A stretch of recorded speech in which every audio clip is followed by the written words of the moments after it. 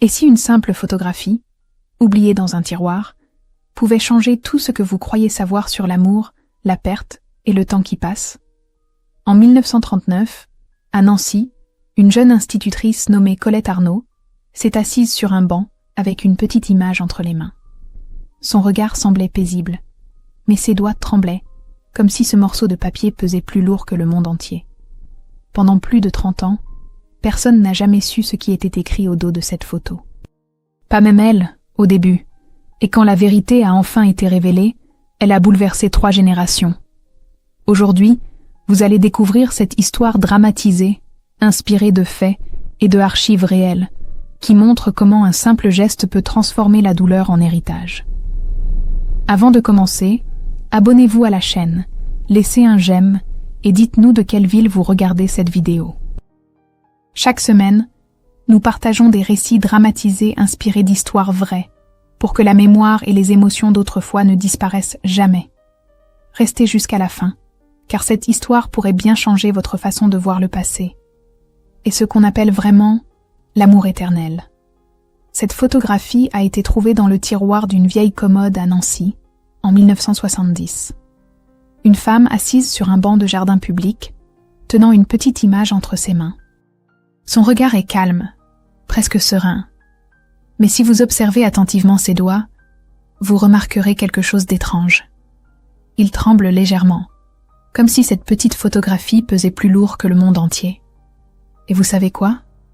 Pendant 31 ans, personne n'a jamais su ce qui était écrit au dos de cette image. Pas même elle, au début. Son nom était Colette Arnaud. 29 ans en 1939. Professeure à l'école primaire de Nancy, fille d'un horloger respecté du quartier Saint-Nicolas. Les archives départementales de Meurthe-et-Moselle conservent encore son dossier d'embauche, daté de 1935. Une vie tranquille, prévisible, heureuse. Un mari ferroviaire nommé Lucien, des mains calleuses et un rire facile qui résonnait dans tout l'appartement. Un petit garçon de 4 ans, Émile, qui commençait tout juste à poser ces questions impossibles auxquelles seuls les enfants savent penser. Mais il y avait quelque chose dans le sourire de Colette sur cette photo, quelque chose qui ne correspondait pas, un sourire qui cachait un secret terrible. Parce que 3 jours avant que cette photographie ne soit prise, Colette avait reçu une visite. Un homme qu'elle n'avait pas vu depuis 4 ans. Un homme qui connaissait la vérité sur son mari. Et ce qu'il lui avait dit avait tout changé. Mais pour comprendre pourquoi cette simple image allait devenir l'objet le plus précieux et le plus douloureux de sa vie, il faut revenir en arrière. 6 mois plus tôt, quand Colette croyait encore aux promesses. Septembre 1939. La gare de Nancy. Le chaos absolu. Des centaines d'hommes en uniforme, des femmes qui pleurent, des enfants qui ne comprennent pas pourquoi papa doit partir. Lucien Arnaud, matricule 49392, convoqué le 3 septembre comme des milliers d'autres. Les registres de mobilisation le confirment. Son nom figure sur les listes officielles conservées aux Archives nationales. Colette se tenait sur le quai, Émile dans les bras, incapable de respirer.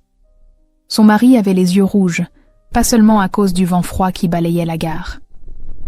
Juste avant de monter dans le train, Lucien avait sorti quelque chose de sa poche. Une petite photographie, prise quelques semaines auparavant par un ami photographe. Son visage souriant, figé dans le temps. Il l'avait tendue à Colette en murmurant quelque chose qu'elle n'avait pas bien entendu à cause du bruit.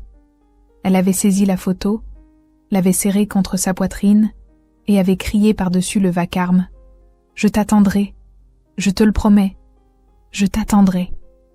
Lucien avait souri. Un sourire étrange, presque triste. Puis le train était parti dans un nuage de fumée noire.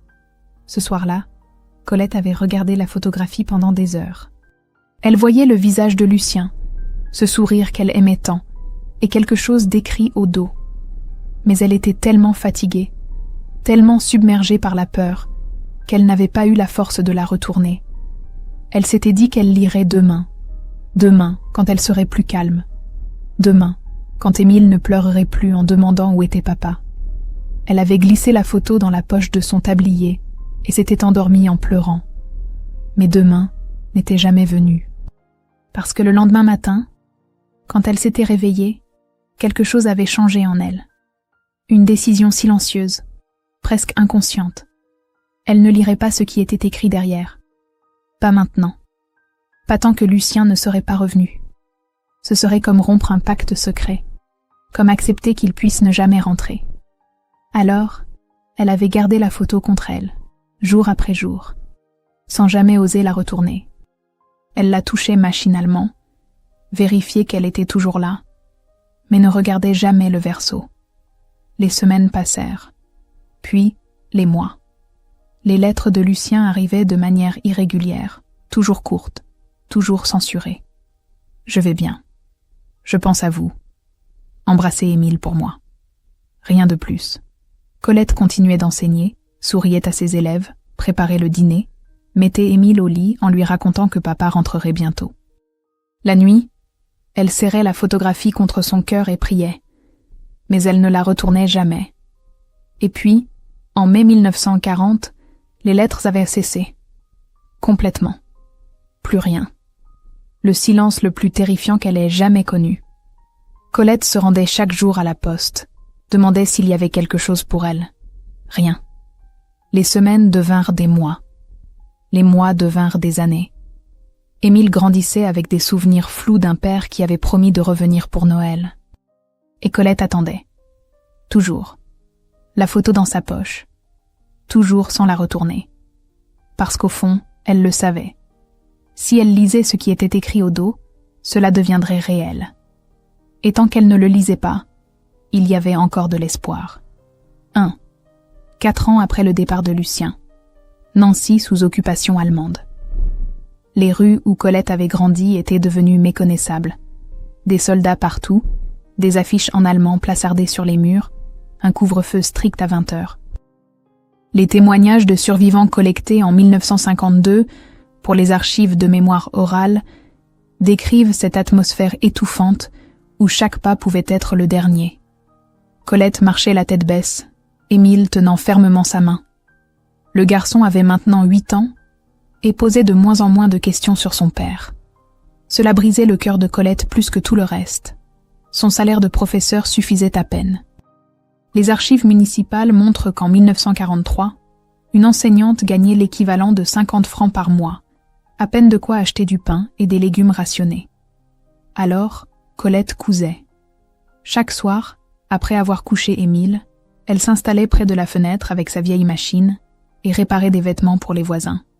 Ses mains lui faisaient mal, ses yeux brûlaient de fatigue, mais elle continuait. Parce qu'elle avait promis à Lucien de prendre soin de leur fils. Même si elle ne savait toujours pas ce que Lucien lui avait promis en retour. La photo était toujours dans sa poche. Usée, les bords cornés, le papier jauni. Elle la touchait sans cesse, un geste devenu automatique, presque obsessionnel. Ses collègues à l'école avaient remarqué. Madame Rousseau, la directrice, lui avait dit un jour avec douceur « Colette, plusieurs hommes bien vous ont fait des propositions. Vous êtes encore jeune. Vous devriez penser à refaire votre vie. » Colette avait souri poliment, mais ses doigts s'étaient refermés sur la photographie dans sa poche. Non, pas tant qu'elle ne saurait pas. Et puis, un matin de novembre 1943, tout avait basculé. Colette corrigeait des cahiers dans sa classe vide quand elle avait entendu frapper à la porte. Un homme se tenait dans l'embrasure. Maigre, le visage creusé, les vêtements trop grands. Elle ne l'avait pas reconnu tout de suite. Puis, il avait parlé, et sa voix l'avait ramené 4 ans en arrière. « Colette, c'est moi, Henri Moreau. Henri, l'ami de Lucien. Celui qui travaillait avec lui au dépôt ferroviaire. Celui qui était parti le même jour, dans le même train. Les registres de la Croix-Rouge internationale confirment son retour. Henri Moreau, prisonnier libéré du Stalag 2B en Allemagne, rapatrié en France en novembre 1943. Colette s'était levée si brusquement que sa chaise était tombée. « Henri, mon Dieu, Henri, vous êtes vivant. Mais... Lucien ? Est-ce que Lucien... » Le silence qui avait suivi avait duré une éternité. Henri avait baissé les yeux. Ses mains tremblaient. Quand il avait enfin relevé la tête, Colette avait su. Elle avait su avant même qu'il ne parle. Je suis désolée, Colette. Si désolée. » Elle s'était accrochée au bureau pour ne pas tomber. Quand? Comment? Henri avait pris une grande inspiration.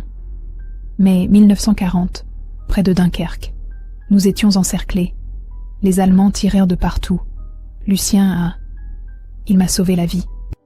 Il m'a poussé derrière un mur juste avant qu'une bombe n'explose.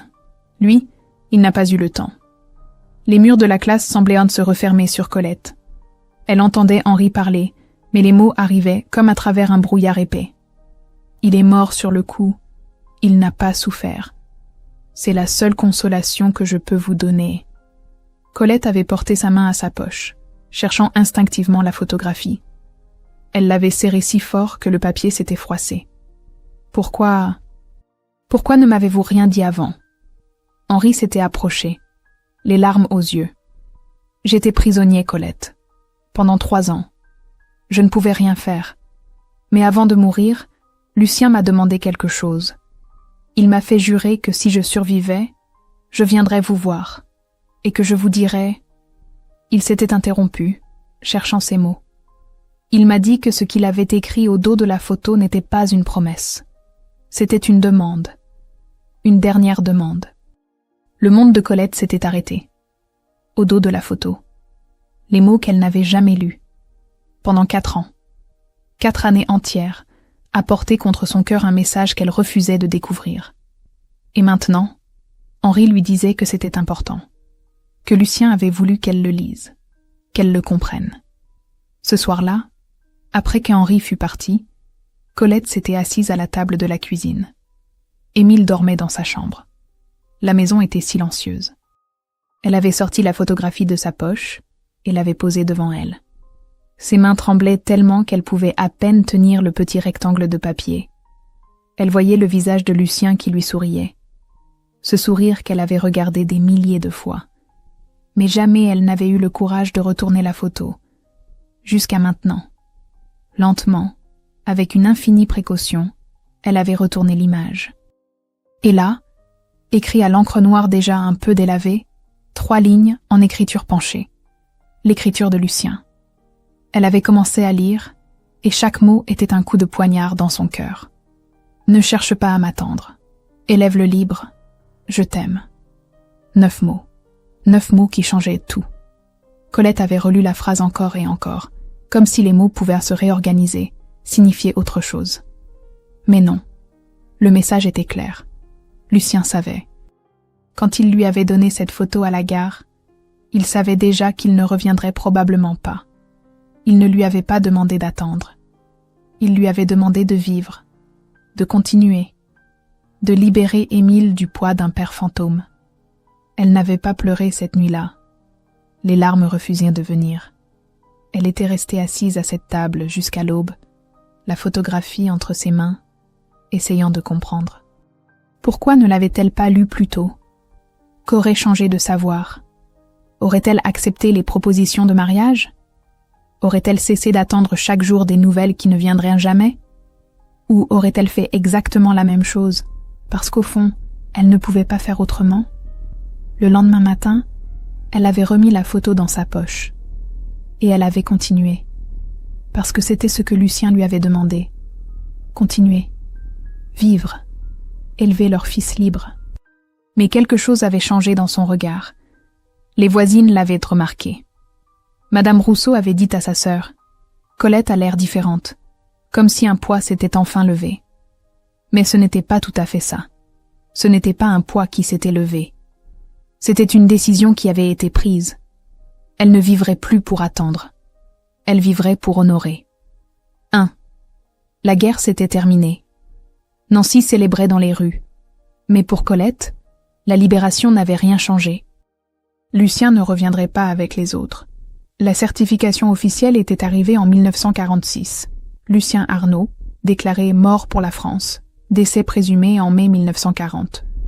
Les archives nationales conservent ce document dans leur registre de guerre. Émile avait maintenant 10 ans et comprenait enfin que son père ne franchirait jamais la porte. Il avait pleuré pendant des heures dans les bras de sa mère. Mais la vie n'avait pas été tendre avec eux. En 1947, Émile était tombé gravement malade. Tuberculose. Les hôpitaux de Nancy avaient été submergés de cas après la guerre, la malnutrition et les conditions de vie difficiles ayant affaibli tout le monde. Colette avait passé 6 mois à son chevet, priant, négociant avec un Dieu qu'elle ne savait plus si elle croyait encore. Elle cousait jour et nuit pour payer les médicaments. Ses doigts saignaient parfois sur le tissu. Un soir, alors qu'Émile dormait fiévreusement, elle avait sorti la photo de Lucien et l'avait regardé longuement. « Je fais de mon mieux », avait-elle murmuré. « J'espère que tu le vois. J'espère que c'est suffisant. » Émile avait survécu, contre toute attente. Les médecins avaient dit que c'était un miracle. Colette savait que c'était juste de l'amour obstiné et des nuits blanches à veiller un enfant qui méritait de vivre. Quand ils étaient rentrés à la maison, elle avait planté un petit jardin derrière leur immeuble. Des tomates, quelques fleurs. Émile l'aidait, ses petites mains encore faibles mais déterminées. « Maman, pourquoi tu souris ?» avait-il demandé un jour. Colette avait regardé le ciel bleu, puis son fils. « Parce que nous sommes vivants, mon chéri. Et c'est déjà beaucoup. » Mais en 1949, Colette avait perdu son poste. Une dénonciation anonyme prétendait qu'elle avait des sympathies communistes. C'était faux, bien sûr, mais l'accusation avait suffi. Les registres scolaires montrent qu'elle a été suspendue pendant 8 mois avant d'être réintégrée après une enquête qui n'avait rien trouvé. 8 mois sans salaire. 8 mois à survivre uniquement avec la couture. Elle avait même dû vendre quelques meubles, mais elle n'avait jamais vendu la machine à coudre, ni la photo de Lucien. Les années suivantes avaient été plus calmes. Émile grandissait, devenait un jeune homme intelligent et sensible. Il jouait du violon, un instrument qu'il avait appris seul en écoutant un vieux disque que son père avait laissé. Colette l'écoutait jouer le soir et fermait les yeux, imaginant Lucien assis à côté d'elle. En 1957, Émile avait obtenu son diplôme d'ingénieur. Colette était dans le public, les mains jointes sur ses genoux, les larmes coulant silencieusement sur ses joues. « Tu l'as élevé libre », avait-elle pensé en regardant son fils monter sur scène. « Tu peux être fier de lui. » Mais Émile ne savait pas tout. Il ne savait pas que sa mère se réveillait encore certaines nuits, cherchant instinctivement Lucien à côté d'elle. Il ne savait pas qu'elle avait refusé 3 propositions de mariage au fil des années, dont une d'Henri en 1950, un moment de faiblesse mutuelle qu'ils avaient tous deux regretté. Il ne savait pas que les mains de sa mère commençaient à se déformer, que l'arthrite s'installait lentement, rendant la couture de plus en plus douloureuse. Et il ne savait pas que tous les 3 septembre, anniversaire du départ de Lucien, Colette allumait une bougie et lisait à voix haute les 9 mots écrits au dos de la photographie. Pas comme une prière, mais comme une promesse qu'elle avait tenue. 1. 26 ans après ce jour de septembre à la gare. Colette avait maintenant 55 ans. Ses cheveux étaient complètement gris, ses mains déformées par l'arthrite qui progressait inexorablement. Elle avait dû arrêter de coudre 2 ans plus tôt. La douleur était devenue insupportable. Mais elle continuait d'enseigner, même si monter les escaliers de l'école lui prenait maintenant 2 fois plus de temps qu'avant. Les enfants l'adoraient. Ils l'appelaient affectueusement « Madame Colette » et lui apportaient des dessins qu'elle accrochait fièrement dans sa classe. Émile avait 30 ans. Il travaillait comme ingénieur dans une usine près de Nancy et vivait dans un petit appartement en ville. Un soir de mars, il était venu dîner chez sa mère et lui avait annoncé « Maman, j'ai rencontré quelqu'un. Elle s'appelle Claire. Elle est infirmière. Et je crois que c'est elle. » Colette avait souri, ce sourire fatigué mais sincère qu'elle réservait aux vraies joies. « Alors amène-la dîner, je veux la connaître. » Claire était venue la semaine suivante. Une jeune femme douce, aux yeux gentils, qui riait facilement et tenait la main d'Émile, comme si elle ne voulait jamais la lâcher. En la voyant, Colette avait senti quelque chose se serrer dans sa poitrine. Pas de la jalousie, mais une reconnaissance profonde. Son fils avait trouvé ce qu'elle avait eu avec Lucien. Cet amour simple et vrai qui rend tout le reste supportable. En juillet, Émile avait officiellement demandé Claire en mariage. La date avait été fixée pour octobre. Colette avait commencé les préparatifs avec une énergie qu'elle ne se connaissait plus. Elle voulait que tout soit parfait pour son fils. Elle avait économisé pendant des mois pour lui offrir une belle fête, même modeste. Madame Rousseau et les autres voisines avaient aidé, préparant des gâteaux, cousant des décorations. Cette solidarité féminine qui avait traversé toutes ces années difficiles. La veille du mariage, Colette n'avait pas dormi. Elle était restée assise près de la fenêtre, regardant la nuit étoilée. À 5 heures du matin, elle avait sorti la photographie de Lucien de sa table de nuit. Elle la gardait là maintenant, plus dans sa poche.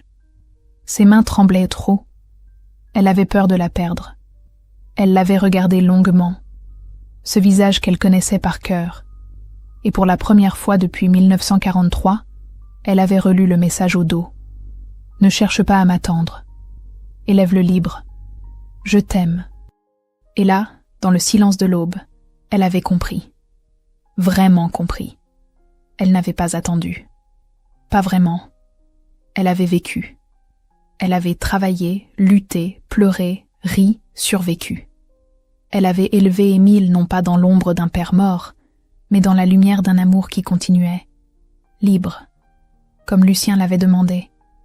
Les larmes coulaient sur ses joues, mais pour la première fois, c'étaient des larmes de paix. « Je l'ai fait », avait-elle murmuré à la photo. Je ne sais pas si c'était bien, si j'ai tout fait correctement. Mais je l'ai fait. Le jour du mariage était magnifique. Un ciel d'automne parfaitement bleu. L'église Saint-Sébastien de Nancy était remplie d'invités.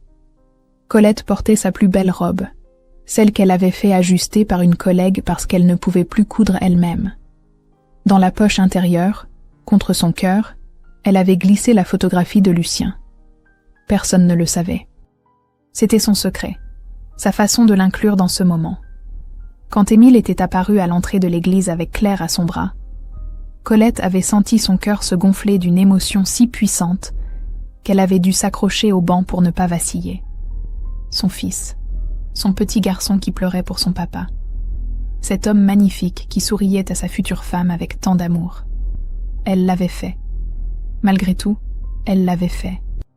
Pendant la cérémonie, elle avait placé sa main sur la poche où reposait la photo. Un geste discret, imperceptible. Mais en touchant ce petit rectangle de papier, elle avait senti une chaleur l'envahir. Pas de la tristesse, de la gratitude. Lucien lui avait donné 9 ans de bonheur et un fils extraordinaire. C'était plus que beaucoup de gens n'avaient jamais eu.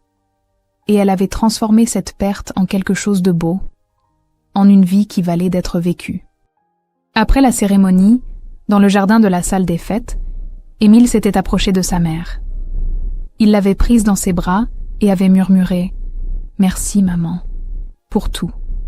Je sais que ça n'a pas été facile. » Colette l'avait serré contre elle, respirant l'odeur de son eau de Cologne, sentant la solidité de ses épaules. « Tu es ce qu'il y a de meilleur en lui et en moi, » avait-elle répondu. « Et je suis si fière de toi. » Plus tard dans la soirée, alors que tout le monde dansait et riait, Émile avait trouvé sa mère assise seule sur un banc, regardant les festivités. Il s'était assis à côté d'elle et avait demandé doucement « Maman, tu n'as jamais voulu refaire ta vie? À cause de papa ?» Colette avait souri, ce sourire un peu fatigué mais serein. Elle avait regardé son fils, puis Claire qui riait avec des amis, puis tous ces gens qu'elle aimait. « Non », avait-elle répondu simplement. « Mais je n'ai pas non plus vécu seule. J'ai vécu avec ce qu'il a laissé en moi, avec toi, avec ces souvenirs qui ne font plus mal. Et c'était suffisant. » Cette nuit-là, en rentrant chez elle, Colette avait sorti la photographie une dernière fois. Elle l'avait regardée sous la lumière de sa lampe de chevet. Pour la première fois en 26 ans, elle avait souri en la tenant. Vraiment souri. Sans tristesse. Sans regret.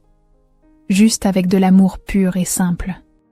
Puis elle l'avait glissée entre les pages d'un livre qu'elle lisait, Les Contemplations de Victor Hugo, un recueil de poèmes sur l'amour et la perte. Ce serait là sa place maintenant, dans la beauté des mots, dans la poésie de ce qui avait été. 5 ans après le mariage. Colette avait 60 ans et son corps commençait à lâcher. Elle avait dû prendre sa retraite de l'enseignement l'année précédente. Ses mains ne pouvaient plus tenir une craie sans trembler. Mais elle avait vécu ces dernières années avec une sérénité qu'elle n'avait jamais connue auparavant. Émile et Claire lui avaient donné un petit-fils en 1968, un bébé aux yeux clairs qu'ils avaient prénommé Lucien. Quand Colette avait appris le prénom, elle avait pleuré pendant 1 heure entière, tenant le nouveau-né contre son cœur. Au printemps, elle avait commencé à se sentir fatigue. Pas la fatigue normale de l'âge, mais quelque chose de plus profond, de plus définitif. Les médecins avaient diagnostiqué un cancer. Avancé, trop avancé. Ils lui avaient donné 6 mois, peut-être 1 an avec des traitements. Colette avait refusé. Elle voulait mourir chez elle, dans son lit, entourée de ce qu'elle aimait. Pas dans un hôpital froid qui sentait le désinfectant. Émile avait essayé de la convaincre d'essayer les traitements, mais elle avait été ferme. « Mon chéri, j'ai 60 ans. J'ai vécu une vie pleine. J'ai eu un mari merveilleux, même si c'était trop court. J'ai un fils extraordinaire, un petit-fils qui porte le nom de son grand-père. Qu'est-ce que je pourrais demander de plus ?» Émile avait pleuré, ce grand homme de 35 ans pleurant comme un enfant dans les bras de sa mère. « Mais je ne suis pas prêt à te perdre, » avait-il sangloté. Colette avait caressé ses cheveux. « Personne n'est jamais prêt, mon amour. Mais la vie continue. C'est ce qu'elle fait de mieux. » Les dernières semaines, Émile venait tous les soirs après le travail. Il restait jusqu'à tard, lui tenant la main, lui lisant des poèmes, lui racontant des histoires sur le petit Lucien qui commençait à marcher.